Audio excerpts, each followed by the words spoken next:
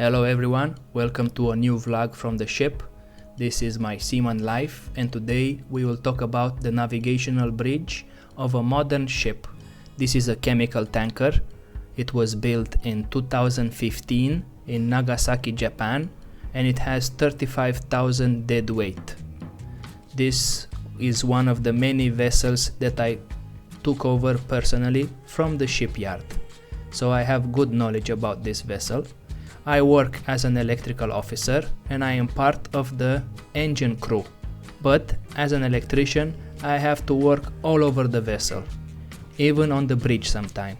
But I am not part of the navigational team. I am not part of the deck crew. So I will try to explain as best to my knowledge as possible the equipment that you can find on the navigation bridge of a vessel. All the vessels have the equipment that you will see on this vessel. They are all the same. It just depends on the size and the type of the vessel.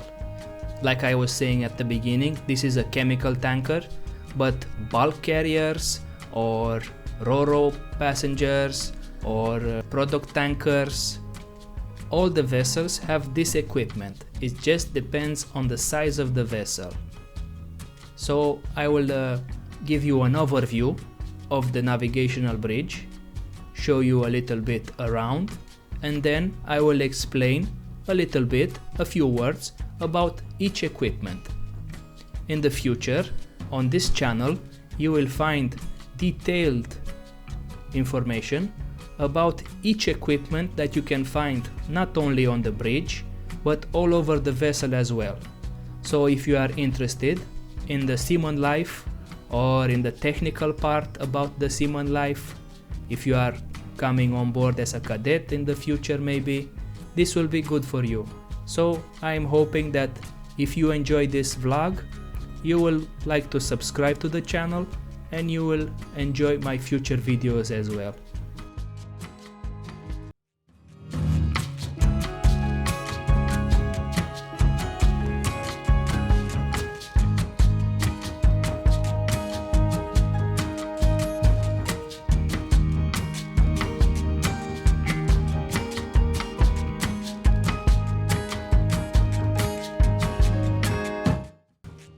Let's start with the bridge computer, the charthook computer. This is the computer that the guys on the bridge are receiving the weather reports. They are also using this computer to make the monthly, daily reports and so on. As you can see there, it was a very bad weather. But anyway, let's continue with this vlog for the moment. This is where the deck guys are keeping their logs, their manuals, rules about the different ports that we arrive and everything like that. And now we will proceed to the back room where is the battery charger and also the supply for everything that is on board with 24 volts DC. This is the supply. Also in this room there are some flares and also some electrical panels. The black box of the ship, for example. Also in this room we keep the remote control for the provision crane, which is just behind this navigation bridge.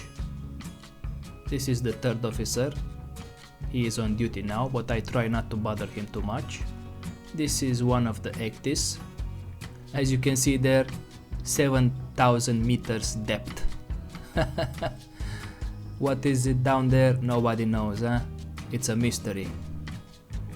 This is where the guys are having coffee when it's coffee time. They also have a small fridge there where they keep some juice or anything like that. The black box that you are seeing there, that is our internet on board. It is by satellite. It is very bad, but it's better than nothing, what can I say. These are the radars. This is the X-band radar. That is the number 1 ectis, and this is the S-band radar. This is the steering wheel of the vessel. This is how it looks like on a modern ship. It's not the wooden one that you see in the old pirate movies. It also has autopilot. Now we'll proceed. That is the PA on the left side. This is where we make the public announcements. Those are the battery phones and also the electrical charged phone, and these are the alarms that you can see from the engine room and also from the bridge. But this is just a slave monitor. You cannot control anything from here. You just see the alarm and then you have to call an engineer in engine room to fix the alarm. These are some instructions for the guys on the deck crew, on the bridge team, whenever we have a blackout on board. But anyway, we as engineers, we will take care of this, but that is the requirement, to be some instructions for them over there as well. This is the panel that is controlling all the lights outside accommodation, all the floodlights and everything like that. These are the navigation lamps. This is the panel that controls all the navigation lamps on the aft, on the port side, starboard side, and so on. This is the panel for the microphones on board the vessel on the bridge. Everything that is spoken on the bridge is recorded. This is the sonar. It's used to detect if there are any obstructions under the ship, any sandbank or submarine or whatever. This is another panel for the nitrogen system of the vessel. Like I was saying, this is a chemical tanker. And the red panel is the main panel for the fire alarm on board this vessel. On all the decks there are fire sensors. I will have a vlog about that subject as well. This is the magnetic compass of the vessel, and that is the FHM, to communicate with the port authorities and everybody that is outside the vessel. And this is the Aldis lamp, which I as an electrician have to check every week. Usually I do it on Saturday, and this lamp is usually used in busy areas where there are a lot of fishing men, and you use this lamp to make them aware of your big ship, so you don't run over them, so to speak. Of course, we use the horn of the vessel, but sometimes they do not hear the horn, so you have to use the Aldis lamp, which, if it is maintained in very well conditions, you can use it up to 3 miles, so it is very reliable. So after that short overview, I will go to each equipment that we can find on board this vessel on the navigation bridge and tell you a few words about them, just to have a little bit of knowledge if you are happen to be coming on board anytime soon. We will start with the steering wheel. This is how it looks like on a modern vessel nowadays. It does not look like the one that you see in the old Hollywood movies with the pirates, when you see a wooden steering wheel. It's not like that anymore. It looks like this, just like the steering wheel in your car. This also has autopilot, depending on the coordinates and the passage plan that the second mate is putting inside there. It has a very reliable computer, and you can navigate the ship very well. This is the radar, the S-band radar. I will have a full vlog about radars and tell you everything that you need to know, and also I will show you exactly how I did some maintenance on the radars, because every 10,000 hours I have to replace the magnetron inside each of the radar. On board the ships there are 2 types of radars, the X-band radar and the S-band radar. The difference between them is the type of weather that you can use it. The X-band radar, it's only good when there is a calm sea like you see now, and it's very reliable. It has good resolution, and it works up to 10 gigahertz frequency, so the images are very good quality, as you can imagine. But the S-band radar can be used also when you have foggy weather, so that is more reliable. This is the ECDIS, the electronic charts. They still use the paper charts for corrections, but mainly they navigate the ship with the electronic charts. So they put the electronic charts via USB, and this is how they navigate the vessel. This is the second radar, the X-band radar that I was telling you about. I will also have a vlog about the X-band radar, the maintenance that I did on each of them, on the S-band and on the X-band. As you can see here, a short preview. This will be in the future, so don't forget to subscribe to the channel if you are interested in this kind of vlog. If you want me to do a vlog about a particular equipment that you see on board the ship here on the navigation bridge, just let me know in the comments below, and while I am on board for a few months, I will try my best to do that kind of vlog as best to my knowledge as possible. I do not pretend to know everything, but I will do my best.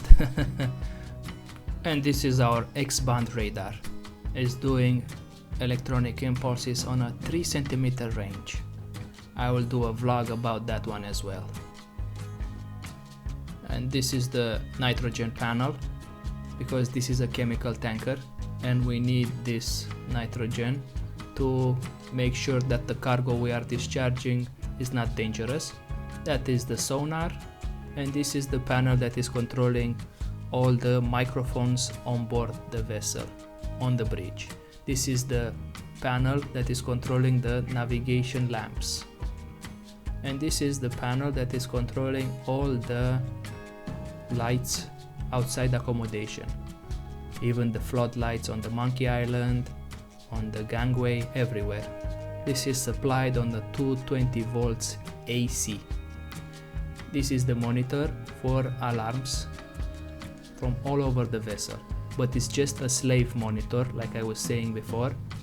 You cannot control anything from here, everything is controlled from the engine room. But here you can get notified, like the duty officer can get notified about an alarm, and then he can call the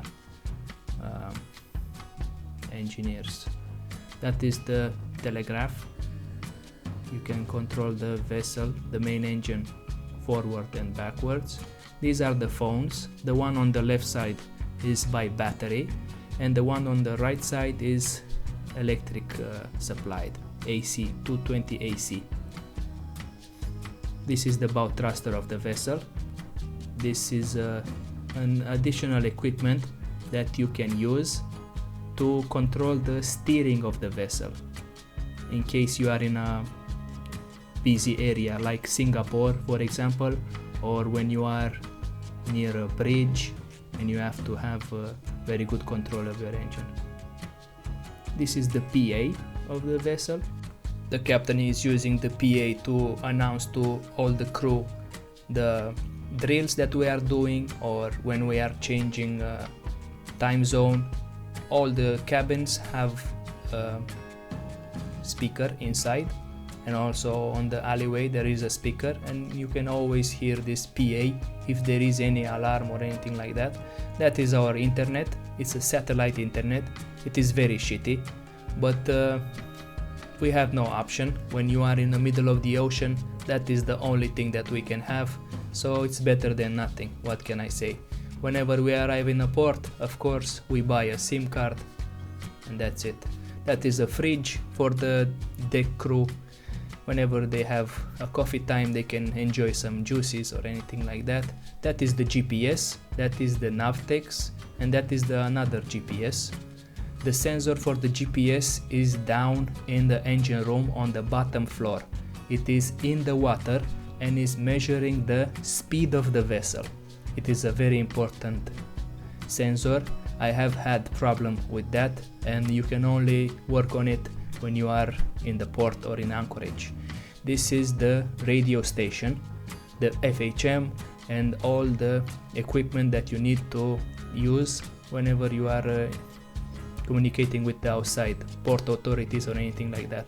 The second officer is in charge of that, and every week he has to test the FHM system that is working and it's in good condition, because in case of an emergency, that is our only way to communicate with the outside, besides the satellite phone which is inside the captain's cabin. This is the IIS system.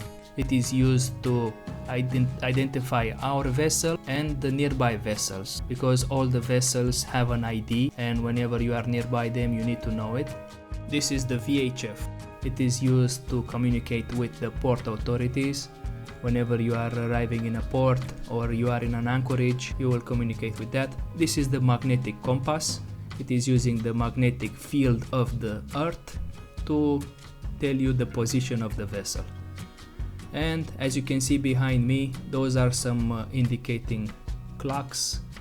They are showing you the wind speed, the speed of the vessel, the position of the vessel, and things like that. Also there is a clingometer which is telling you how much the ship is listing. I had during a very big storm, which I have a vlog on this channel about. On that storm we had a listing of up to 35 degrees. As you can imagine, it was very bad. And now I will show you an overview of the navigation bridge without speaking anymore, just to see how it is here if you would come to work one day.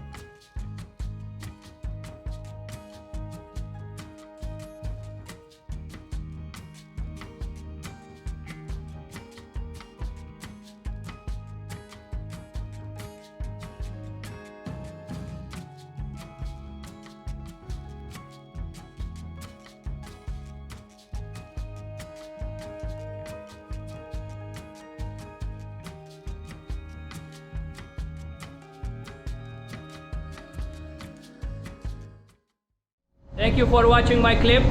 I hope you have enjoyed it. Hit that like button if you have enjoyed it. Subscribe to the channel for more of this and more of the seaman life. Maybe you want to share this clip to your friends. I'm sure they are curious to know what we are doing on board. Thank you for being here, and I hope to see you next time. Have a wonderful day.